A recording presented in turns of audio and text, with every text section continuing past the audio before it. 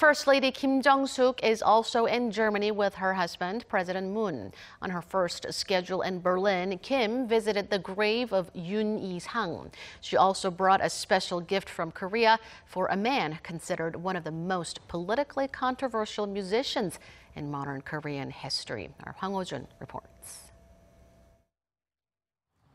First Lady Kim Jong-sook visited the grave of the late Korean-German composer Yun Isang to mark the upcoming 100th anniversary of his birth.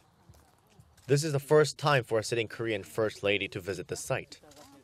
Before paying her respects, a camellia brought from Tongyeong, Yun's hometown, was planted at grave as a gift from Kim, who studied music at university.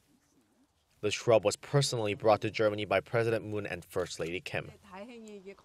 Getting customs clearance for plants is extremely difficult, but I'm glad to see the complicated process went smoothly and it can be planted at Mr. Yoon's grave.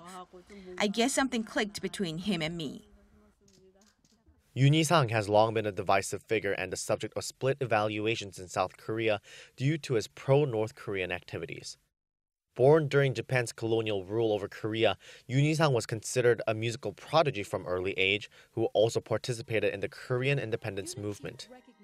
However, while studying in Germany, Yun visited North Korea and was subsequently kidnapped by South Korea's Secret Service from West Berlin, then taken to Seoul, where he was tortured and forced to confess to espionage.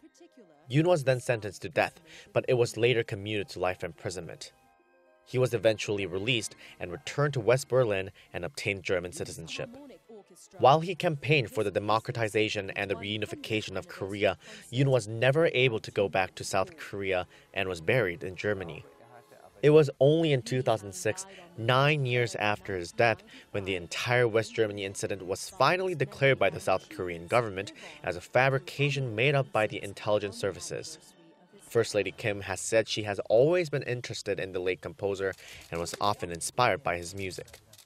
She also said she wished a camellia from Yun's hometown could bring some solace to the musician who would have longed to return to his hometown.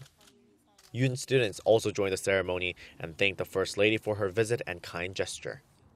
Hwang Hojun, Arirang News.